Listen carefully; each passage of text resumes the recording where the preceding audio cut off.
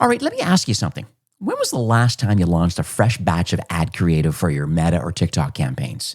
Now, if you have to think about it, that is the problem. And here's what I see over and over again with Shopify brands.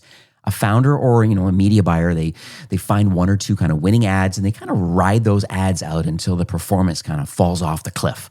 And then it's a scramble, a mad scramble, I might add. Suddenly you're trying to find like new creative, you have to find new creators, you have to negotiate usage rights, you got to wait a few weeks for delivery. And the whole time while you're waiting for this new creative, your CPAs are climbing. And so the issue really isn't targeting. It's not your offer. It's really that you just ran out of creative and, you don't really have a system to replace it. And I think that's where Insense comes in. And full disclosure, I actually wrote a very comprehensive review of their platform over at ecommercefastlane.com because I think what they've built really matters for Shopify brands at the kind of growth stage and beyond.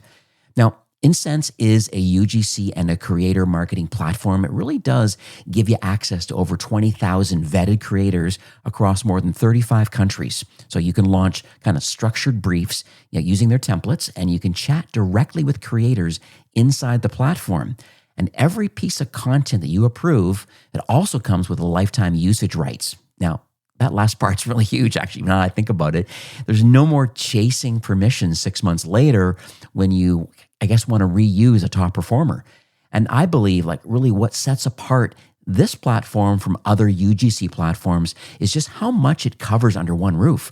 You don't just get raw video clips. You can run UGC campaigns. You can do product seeding. You can do Meta partnership ads and TikTok Spark ads. You can even do, this is new, but you can even do TikTok shop and affiliate programs all from within one workflow. And if you're at a stage where you don't really have the bandwidth to manage these creator relationships yourself, they even have a kind of a white glove, fully managed service where their team handles all of it end to end. So if you're a Shopify store and you're doing, $50K or more per month and you're spending a lot of money on paid social, the question really isn't whether, you need a steady pipeline of UGC, because we know you do.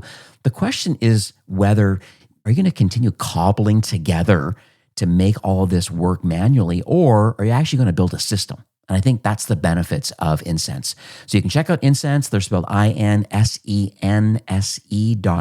insense.pro, or you can hit the link in the show notes and that'll redirect you over. I would honestly go and book a free demo. Just take a look and see what their platform is. I know it'll help your brand. So let's now jump into today's episode. You're listening to E-commerce Fastlane, the podcast show to help you build, manage, grow, and scale a successful and thriving company, powered by Shopify. Listen to real conversations with partners and subject matter experts as they share proven practical strategies, platforms, and the best Shopify apps to help you accelerate your business. The time is now for you to improve efficiencies, grow revenue, profit, and lifetime customer loyalty. Please welcome your host, startup founder and strategic advisor, Steve Hutt. Well, hey there. Welcome back to E-commerce Fastlane. I'm your host, Steve Hutt. Now, here's something that's probably happening on your store right now, and you don't even know it. Like your Meta Ads Manager is, telling you got 47 conversions this month, let's say, and Google Analytics is saying 31, and even Shopify Analytics, they're saying you have 52. Here we have these three platforms with three different numbers, and you're making all these spend decisions based on data that you can't really completely trust. I remember going down this journey with when I was inside Shopify, a lot of people would ask me, say, why is it that the Shopify Analytics shows something different than what Google Analytics is showing? Why is that? And then what is the source of truth? And it's some interesting animosities over the years that trying to I guess you should probably look at GA as your source of truth if you're really going to have one, but then it's not completely accurate either, and yada, yada, yada. So it goes down this journey. So, and that's what's interesting. But today, I'm thinking, we have a lot of these marketing problems, I argue, and I think, and it's almost like an infrastructure problem. And that's where I think my guest is really going to kind of help us a lot with this. His name is Sean Larkin, and Sean's the founder of a company called Fueled. And what they are is they're kind of a first-party data platform It's built like specifically for Shopify, but that, captures kind of every customer event, like in, like pipes that are clean, like standardized data, that you really can kind of send to your ad platforms, analytics tools, and email marketing. It's really interesting because they have this thing called server-side tracking instead of like, I'd call it a little bit of the fragile browser pixels, which I'm sure we'll get into. But it's interesting. The reason why I'm having Sean on today is because he was acquired by a company called OpenSend, and OpenSend is a company that was kind of known for identifying these anonymous website visitors. And so Sean's now the chief product officer there over at OpenSend, and now he's combining these platforms, I believe, to do something pretty powerful, like kind of connect who your visitors are with, what they're actually doing on your website. So it's kind of an interesting 1-2 punch. So I hope we're going to unpack what's kind of broken in the data that's likely costing you a lot of money of just getting incomplete data. And let's figure out how we can get your marketing dollars to actually work a lot harder. So, hi, Sean, welcome to the show.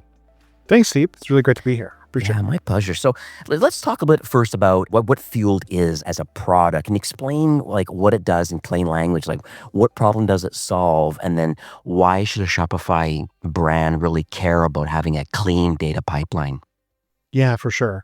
So in the shortest of terms, and they're a little bit nerdy, Fueled is what we call a customer data platform for e-commerce. What customer data platforms are essentially a set of pipes, really kind of intelligent pipes that help you capture behavioral events. So people clicking through your website, making purchases, signing up for subscriptions, signing up for your newsletter, things like that. We capture all those events and then we send them to various what we call destinations. So these would be advertising platforms, email marketing platforms, SMS platforms, data warehouses, you name it. So that's what we are in a nerdy sense. In a practical sense, for everyday marketers, we help brands on Shopify manage their pixels and manage the signal that they're sending to all their advertising platforms like Facebook or TikTok, as well as their email marketing platforms like Klaviyo. We kind of call ourselves we kind of see it as like there's the visible layer for marketers. That's all your creative, your campaigns, things like that. And then you've got this invisible layer of data that's powering all the algorithms on these advertising platforms and so forth. And what we do is really help brands optimize that invisible layer so that they trust their data. They're not freaking out, like not getting emails from the CEO at midnight saying, I don't understand what I'm seeing in Google Analytics, or why is Facebook saying X, Y, and Z? We just handle all that data moving back and forth between these platforms. We optimize it so that brands can really focus on creative and have a high level of confidence that they're sending the right signal to these platforms. Yeah. It's interesting about these brands that are making kind of ad spending decisions based on data that they really can't trust, but they are making these decisions, unfortunately, without having your platform connected. Can you kind of walk me through, like, what does that actually look like day to day? Like what's breaking, and why don't merchants kind of realize the fact that there is this disparity between what's actually going on live on your site but then what these ad platforms are actually showing, and the money you're spending based on either, are these campaigns actually working? I don't know. I'm curious on your feedback on that. Yeah, for sure. I mean, I think, what's really been interesting about Shopify in particular is this huge ecosystem of apps to make it better, to enhance it, things like that. That's incredibly powerful. But when you have all these apps interacting with each other, sometimes they interact in ways that you can't even tell. And unfortunately, we see this a lot where like somebody installs an app and then it breaks another app, For sure. So, I call that duct tape. Exactly. And that can get really scary when it comes to the signal that's powering all of your paid advertising. So one of the things that kind of really differentiates us is we have really strong anomaly detection in our application. Okay. We've put a lot of effort into understanding what's happening because, we have come in and rescued a lot of companies or heard a lot of horror stories of folks who like they're getting ready for a really big sale, they make a change, and then like they're not sending any signal into Meta for like a week at a time. And they're just spending money on advertising, but Meta, because it's not getting signal back from the website about who's visiting, who's converting, it can't optimize its spend. So that's like a big thing that we do. It's, we've built a really strong reputation as being very transparent in what we do, very proactive, and really making sure that our brands can just like focus on their tasks and trust that data is really solid. So that's a big part of it. And then, to be honest, it's just a lot of really hard, really nerdy optimization. You know, I think sometimes in our space of improving signal in a quote unquote cookieless world, there's a lot of marketing speak out there and there's a lot of folks talking about doing things that nobody else in the market can do. That's not really a thing. Yeah. Like Hmm. there are best practices in sending data to advertising platforms. And there are kind of tips and tricks and things like that and best practices that are evolving over time. But it's just a ton of work that we put into it to make sure that like every little bit of identifying data that can help improve, Facebook's algorithm is getting sent there. So it's a lot of hard work. One of the things that kind of the high-end products like ourselves, we're not the only ones by far, but like us, Elevar, Blotout, one of the things that we do, because we're all kind of in the same product category, to improve signal is we've implemented what we call identity graphs. And what those are basically tools that when we're sending data to Meta, TikTok, Klaviyo, places like that, we're able to really stitch together personal identifiers, information about the customers who are signing up for newsletters, logging into sites, joining loyalty programs, things like that. We're able to capture all of that. We call it first party data and send that to these platforms to make sure that they can best identify who these people are that are interacting with their ads. So, again, a lot of us, we're all doing it a little bit differently, but at our core, it's all kind of the same thing of just this like tireless work in our app, in how we build our apps to make sure that we're just not letting any of that signal slip through and that you can really trust that Meta and all these other platforms are getting the best data possible. Yeah, what's interesting about like when I think about the server side versus pixels, like I know the difference because I'm kind of in this industry. There might be people listening right now that they kind of know the language, but they don't know the technicality around it. Because I think a lot of merchants are probably still relying on kind of browser-based pixel tracking. But from my perspective and kind of what I see, like with ad blockers or iOS privacy changes, as you mentioned, the cookie restrictions and things like that. Like how much signal do you believe is actually being lost right now with all of these other things that are going on, and how do you believe that server-side tracking is actually fixing that signal loss? Yeah, that's a great question. I mean, in short, the signal loss, if you're just relying on pixels, is catastrophic. Oh wow. Okay. So back in kind of the quote unquote early days of like meta advertising, so like Mm-hmm. 2010 to 2015, way back in ancient history, when like Facebook ads kind of really kind of came into its own. Mm-hmm. You could place a pixel on your site. Facebook just gave you a little strip of code. You put it on your website, and then Facebook would use that to track you across every single website you were visiting. We call it like a third-party cookie. So it could track you across all these different domains. And then since about 2017, maybe 2016, Apple came out with iOS 14 at the time and dramatically changed the entire game. These like third-party trackers that could track you across websites were like immediately killed. You could still do pixel tracking, but only on specific websites. So your website, you could track people's engagement on your website, but that pixel isn't going to track you across the internet. Right. And that was just kind of the first step towards what every year is getting more and more restrictive with privacy concerns. And obviously privacy is really critical. No one would question that. That's how you build loyalty, is by respecting your customers. But pretty much every year since 2017, cookies have just been more and more restricted in terms of what they can actually capture. So JavaScript just loaded on your website. You've got browsers like Brave that have built-in ad blockers. More and more US consumers are using their own ad blockers. Chrome is adapting tools to block third-party cookies. And in fact, even things like iOS 23 and 26 just came out this fall.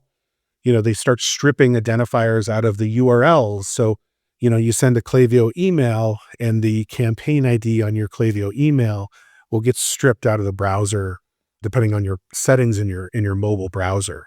So it's just getting really, really hard to kind of just rely on pixels. So that's where server-side tracking comes in. And for server-side tracking, there's a lot of different definitions of what it means, depending on again, it's kind of been co-opted by marketing speak in our industry and LinkedIn. But, for folks who don't know, when we talk about server-side most broadly, we're kind of talking about, we're talking about things like Meta Conversion API. I think most folks have probably in this industry have heard of that. What we're talking about then is essentially capturing events, some of them in the browser, some of them by having your software like Fueled talk directly to Shopify, capturing these events in the browser, receiving a signal directly from Shopify, combining all of that, and then we, Fueled, send those events server to server, from our servers to their servers, to send that signal. And that gets, and again, we're not unique in that space. There are a lot of other folks who do this. But the real benefit of that is, one, Fuel doesn't get blocked as aggressively by ad blockers as a Facebook pixel. Pretty much every browser out there knows about a Facebook pixel and can block it. Fueled, Elevar, Blotout, we're not targeted by ad blockers to the same extent in the browser. And then because we're supplementing with signal coming directly from Shopify, even if our pixel got blocked on a web browser, we're still receiving events directly from Shopify that we can send along to Meta, TikTok, places like that. So that's the key thing, is we're not interrupted by network connectivity issues, like somebody's internet going out or a web page not loading quickly, things like that, ad blockers and so forth. And then the other thing that server-side tracking really unlocks is that the ability to enrich the data with an identity graph, like I was talking about before. Yeah. So in the browser, we help brands manage their Facebook pixel, and we do have some strategies and some technologies that improve the signal that's going into Facebook pixel, adding identifiers and things like that. But we're really limited to like a 7-day window for that because of cookies getting deleted by browsers. Right. But with our server-side tracking, we can really extend the attribution window for years and continue to just make sure that merchants are telling Facebook as much as possible about who these customers are. So, and at the end of the day, what all that matters is, performance improvement. And we generally see with our standard solutions, we have a couple of different solutions. I'd love to talk about what we're doing with OpenSend because it's really incredible. But our standard integration, just kind of using our self-service app, our brands typically see a 20 to 30% improvement in ROAS on Meta because of those extended attribution windows and all that extra customer data we're able to send. I see. It's interesting, and I just thinking out loud here, and I've seen this before, a lot of these hidden problems that happen, and this is like firsthand experience about clients coming to me when I was in Shopify about, they're talking about misfires or any duplicate events that have happened or missing conversions, and I think in some cases more than 20% disparity between them all. And I think those were some of the hidden things, just kind of silently hurting performance, so to speak, and I think it's a very interesting problem that I believe your solution kind of, and a few others in the market, but to solve that sort of problem where, having like a direct server to server kind of communication, and now there is a source of truth now, and you feel confident that the data is correct. And then when you are spending money on paid ads on whatever network you're on, that you have all the proper data to make these decisions. And even like these other, if you're trying to find the net new customers, are you getting the appropriate data for, because there are different types of campaigns people are running, right? And sometimes you want to find the next new customer that's not a customer yet, but you want to enrich the data you currently have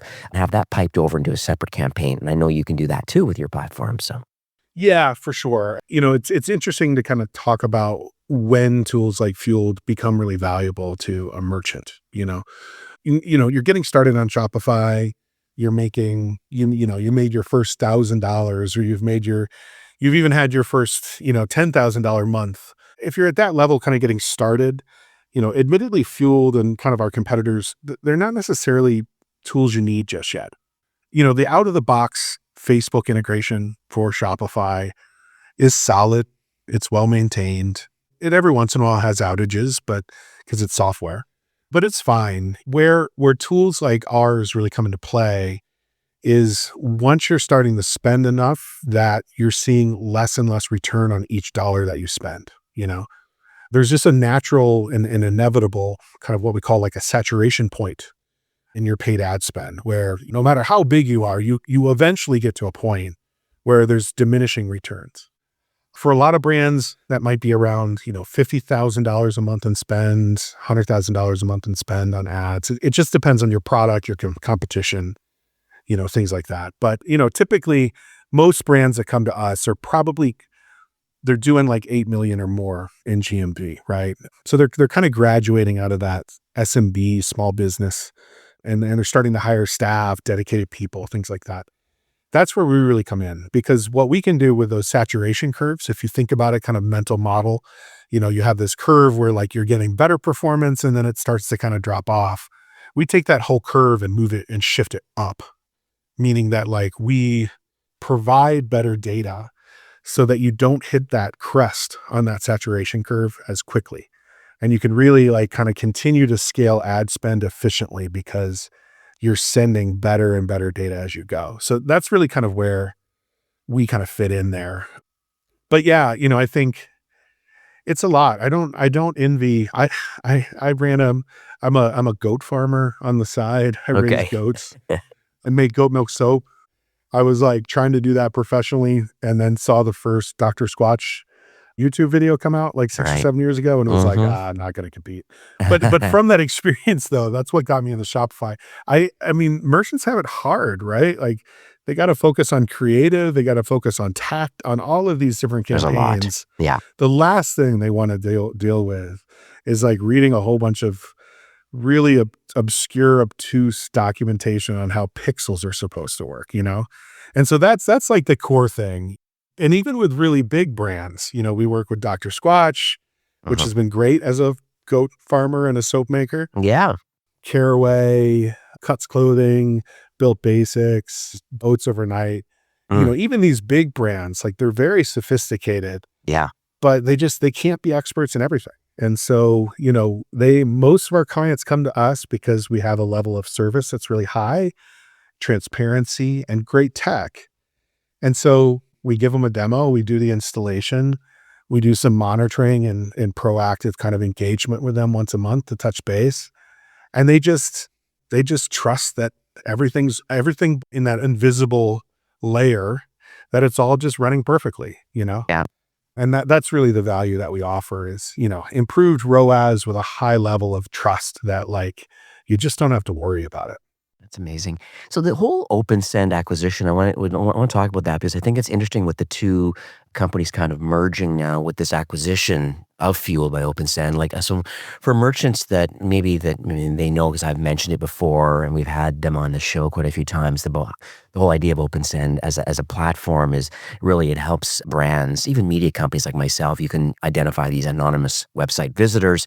But it's interesting. Can you explain putting these two pieces together? Like what does it actually mean? Because you use the word identity graph, but then you have a good data pipeline now. And I think we're eventually going to go down this CDP kind of conversation in a minute too, because I think there's some interesting things going on. Oh, for sure. With data with you guys. So I just want to understand the acquisition and then what it means by these two pieces now coming together of kind of what Fueled is and then what OpenSend is as individual products, but now combined.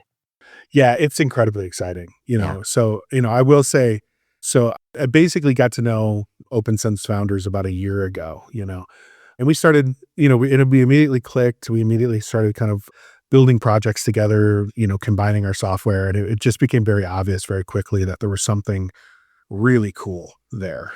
But I wasn't looking to get acquired, and I didn't really know much about the identification space. Yeah. I knew what OpenSend was. I knew what retention was. I knew, some of the other players in that space, but it wasn't something I was super familiar with. And it's an interesting space, right? Where it can be extremely powerful and it can build really great customer experiences when done well. Or if the identification isn't very good and you're identifying the wrong people, it can be problematic to like your email sender scores and things like that. But what became really clear was that OpenSend was approaching this in a really sustainable way. They're incredibly transparent about how they do their identification. where they source all of their data. They have really great chain of custody around all of the opt-ins of their data. And so as soon as I figured that out and just the level of candor that they had talking about how they approached these problems of identifying anonymous visitors, it blew me away. And any sort of concerns by looking at some of the other things in that space, like just melted away. And it was like, holy cow, these guys are doing this right. Their data is extremely reliable. And then it just kind of opened the door to all these cool things that we can start to do together, So, historically, people in the identification space of OpenSend and some of their competitors, they're focused on like getting net new email addresses that you can put into your email marketing platform and so forth. And that's kind of, to be honest, the extent of the use cases for a lot of the companies in that space. But what's amazing about combining our two companies is we can use OpenSend's identification tools to further boost identification in your advertising platforms. That's just one use case. We've built that. I mentioned that Fueled, we improve ROAS and Meta by 20-30%.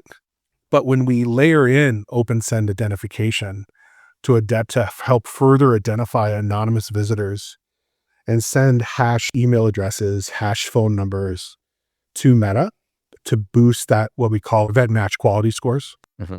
I mean, we're boosting these scores just dramatically. We're taking scores of, good scores of like a 6.9, which, doesn't mean anything if you haven't been in Facebook Events Manager, but like that's a good score of how the quality of the signal in Meta. But for upper funnel events, we're taking it from like a 6.9 to like a 7.9, meaning like we're able to say, hey, Meta, we're basically an extra 30-40% of the people that Meta is seeing, we're able to provide email addresses and phone numbers for them to let Meta further kind of say, oh yeah, that's Sean, or yeah, that's Steve on his iPad, and then send additional remarketing ads to that device, across all of Steve devices. So long story short, it's just like when you combine identification with really incredible pipes passing all this data through, there's wild stuff that you can do. And I'm getting chills kind of talking about it. Some of the stuff I don't want to share. Yeah, I trust you, Steve, but I know. we've got a couple of really cool things that are about to come out this summer that I don't want to give away. All right. But I will say, our Meta Cappy now for customers that want to use both tools, that integration and enrichment's there. Next week, we're launching a TikTok integration that has enrichment with OpenSend data, which will be huge. Like TikTok's a great kind of emerging platform. It's not as big as Facebook. And so that's an area where like identifying anonymous visitors will have a major, major impact, Mm-hmm. So Yeah, we're already amazing. doing stuff like that. And then, I'll kind of tease that where we're headed is, okay, how do we combine identification and all of these really great pipes that Fueled has to really start building dynamic, personalized experiences across different channels? Mm-hmm. And then one thing that OpenSend doesn't, they haven't talked about a ton yet is, in addition to just having this identity graph with hundreds of millions of address identifiers, email identifiers, we also have like 1,500 data points on 300 million people in the US, the US consumers. Oh, yeah. Okay.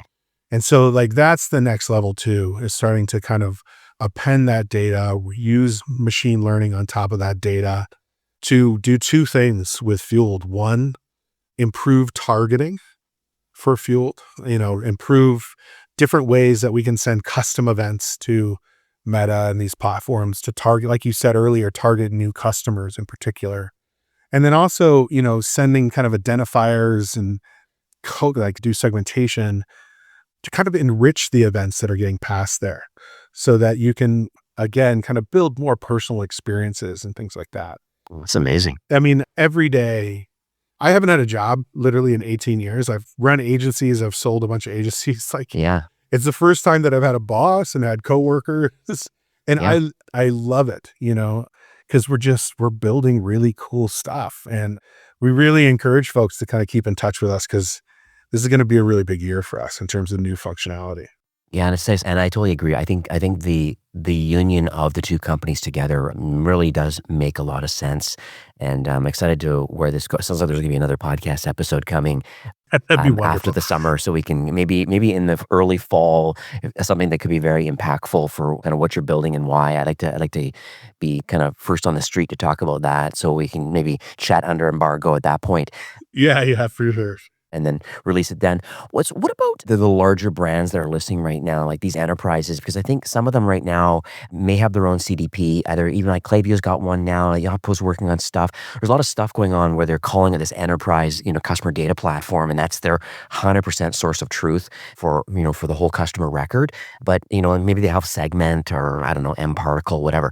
And so can you talk about that? Because I think there's interesting things about the large kind of six-figure contracts and engineering team that goes along with having an enterprise CDP. Would you think that maybe Fueled is an interesting kind of solution for brands that are in firmly implanted in the mid-market to enterprise, and then the union now of both OpenSend and Fueled together, is this kind of like a direct replacement now for a CDP?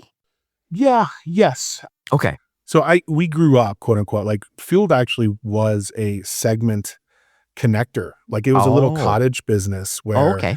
I yeah, didn't know we that. got started because I was running an agency and we had a big commerce contract and the merchant wanted to integrate big commerce with Segment doing server-side tracking. And that integration didn't exist. And so we were like, let's build that. And then we built a Yapo reviews integration for Right. Segment Mhm. and then a looped returned integration for Oh, Segment. wow. Okay. And then at that point, we had all these sources and we were piping all these events into Segment, and Segment was partnering with us a lot. And we thought that's kind of where we would stop. But what we found was, and these enterprise CDPs are incredible, but they have two challenges. One, they don't really have, we're talking about this identity graph. It's really hard to store identifiers and kind of build them into the flow of data. And this is not a Segment problem or an particle problem. It's just the nature of these big enterprise CDPs. It's hard to do these enrichments the way that we do them. Mm. And again, I love Segment. It's a wonderful tool. Oh, yeah. I'm a Segment certified engineer and I've done a lot of work with Segment. But the other thing is it can be difficult to get it right. I see. They're big, there's a lot of point and click implementation stuff. There are only a handful of agencies in the world that really know how to do it right, do these big CDPs right for e-commerce use cases. For B2B, for people doing other industries, they're great. But e-commerce, there's a right way to integrate with Facebook, for example. And so I think where we differentiate is we have an extremely strong point of view on how to do this right, and we just do it out of the box. So whereas, yes, I've worked on some really cool Segment implementations, doing some neat stuff that you can't do any other way in the world, in terms of integrating with ad platforms. But it takes, you're talking about weeks or months of development. Whereas you come in with us and it just works out of the box. Like next day, you're up and running, even with like headless sites, like it's interesting to kind of see Shopify Hydrogen and Yeah. where headless is going to go. I come from the Drupal world, so we've been talking about headless for like 20 years, literally 20 years at this point. Yeah. And, it's always like the next big thing, but I don't know. You got to see, they're very, it's a very specific solution Yeah. for It dropped off a enterprise. little bit because I remember in Shopify, there were some people moved to Contentful or Webflow, and they Yeah. kind of. But the problem was with that is they found having to refactor both front ends. Like you're running a Shopify data, and then you have the front end running Contentful, and then just how they work together. There was a delay, and there was a lot of issues. A lot of people then kind of moved back just to Shopify native because there are brands that are doing hundreds of millions of dollars on Shopify core kind Yeah. of platform, not running headless. Doesn't say that everyone has their own kind of customer experience that they want out of. Oh yeah. And so- Hydrogen works great for very Oh, specific yeah. things, But but I would say that like that's actually another area that we've really kind of built expertise is we have an incredible pack digital integration Okay. right out of the box. Like within 4 hours, you can have, the best signal possible in headless for Meta, TikTok, all of those platforms. Like we've focused a lot on those sorts of use cases, the Dr. Squatches of the world, the Right. Caraways of the world. Uh-huh. And that's, those aren't the day-to-day needs of most people in the Shopify ecosystem. But for those brands, and those brands are the ones that are considering enterprise CDPs, we can really offer some incredible value there, you know? And we actually have a segment connector. We have a rudder stack connector. These are enterprise CDPs. So if somebody needs to use an enterprise CDP, Right. and there's some good use cases for that, 100%. you can just turn us on, and we just ensure that those platforms are getting the best signal possible, you know? I see. So we kind of play in all of these little spaces, but yeah, I mean, I would say, you know, CDPs, you know, we were talking about COVID, and, you know, during COVID, there was a lot of push to get these big enterprise tools in place. Right. And we've kind of found now that, you know, with tariffs and all that, folks are trying to get a little bit more frugal. And that's where we add tremendous value there because we're priced for Shopify and we're very quick to turn on and show value. Yeah, no, I see that pricing is amazing. So what happens, like what's the implementation and timeline actually look like? So if a brand installs Fuel today, like what does first of all, what's the onboarding like? And like what does the first week look like or the first 30 days? I'm just trying to get my head wrapped around like what do brands typically find once they install it? Is it kind of a set it and forget it? Or is it just magically all of a sudden their campaigns are more efficient? Just curious. Yes. Yeah. Yes to both of those. Yeah. Okay, so good. we have a yeah, we have, you know, you can see on our app listing in the Shopify marketplace, we have a self-service version of our software. I saw that. Yeah. I will say, you know, kind of a lot of the customers that we work with will contact us. And so we offer annual pricing. And when we do annual pricing, we still bill through the Shopify app store. So we make that really easy. But when we do annual pricing, we'll do the onboarding for you. And so, you know, again, kind of brands doing 10 million plus, a lot of them really gravitate towards that, right? Like Fueled is very intuitive. I can install Fueled in 5 minutes for a Shopify site. But folks just want to, again, it's trust. They want to know that they're in good hands and the software works and that they don't have to worry. So if folks are interested in annual contracts, you know, we'll typically do that onboarding for them. We get access to their advertising platforms, their Shopify store, their e-commerce email platforms. And then we just schedule the install. You know, it takes us like 10 minutes to do the install. Plus we want to do a lot of monitoring and really kind of we do a lot of extra testing and just to make sure that everything is perfect. But yeah, it's really simple. We just do it for you. And then we work in Slack with all of our customers. So folks, you know, if they have a big sale coming up, a lot of times they'll just ping us and say, hey, we got a sale coming up. Do you mind taking a little bit of time just to review our setup and make sure we're good?